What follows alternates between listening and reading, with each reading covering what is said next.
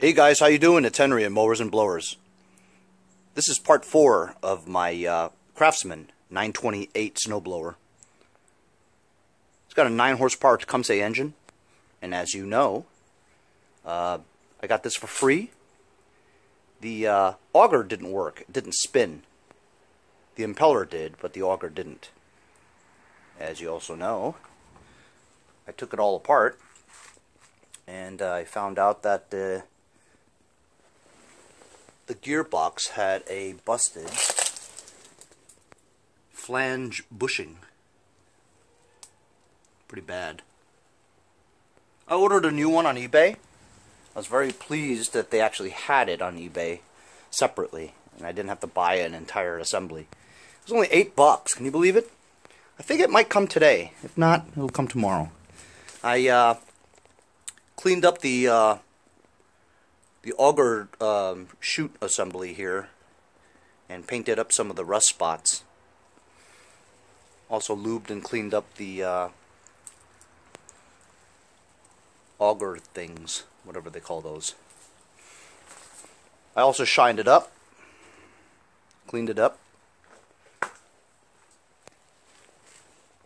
clean that stuff up too, shine that up. You know my philosophy, guys. Clean your shit. So just waiting for that bushing. It may come today, maybe tomorrow. But in the meantime, as you know also, the carburetor doesn't run all that great, even though I've taken it off twice and cleaned it, you know. So it may be missing a little rubber O-ring on the emulsion tube, which may cause the problem. Or, well, either way, it doesn't work right, so I'm going to address that today. I ordered 3 new carburetors off of eBay for snowblowers. I always like to have some on hand in case I get a bunch of snowblowers and they require new carburetors. Instead of going through a lot of trouble cleaning them, the Chinese carbs, the copies, are so good. I mean, I have 99% success rate on those carburetors. Y'all can say what you want about Chinese copied carburetors, but $8.90 is what I find them for sometimes. So when I find them for that much, I buy 3 or 4 of them, you know. I swear by them because I've had maybe a 1% failure rate. Very rare, you know. And at $8.90, it's not worth the trouble of cleaning it and trying to figure it out. So I actually had this snowblower engine that my buddy Jason gave me, and got it running great. Why did I get it running great? It's because I had a Chinese copy carb that I put on there, and boom, started right up. So I don't really need a great carburetor for this thing, you know. It's just a spare engine. So I'm going to use this carburetor. It's brand new. And just swap it out, put it on this one. This one runs, you know what I'm saying? So I'm going to put this one on the spare engine. You know, you don't need a brand new engine for the spare engine. Somebody needs an engine, it works, you know. When I put this carburetor on there, it'll work. And I'll have that brand new carburetor on this thing. This is my job today until my bushing comes for the auger assembly. So I'm going to put this on a time lapse, and basically I'm just going to simply take that off, put it on here.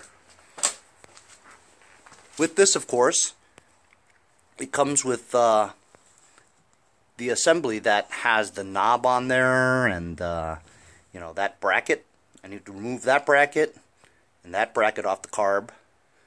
Take it off this intake manifold. Take that off that intake manifold, and swap all the parts on it and do a time lapse on it because it's going to take a while.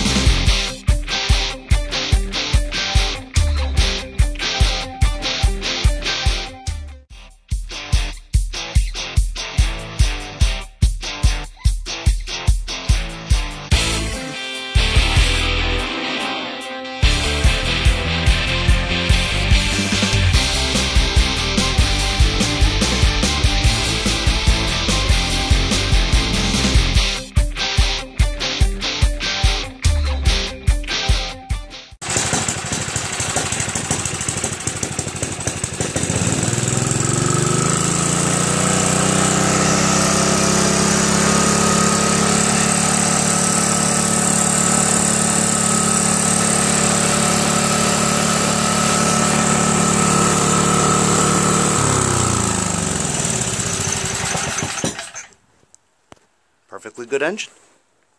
As you guys saw, piece of cake, lickety split, just like that. So now this one has a new carburetor on here.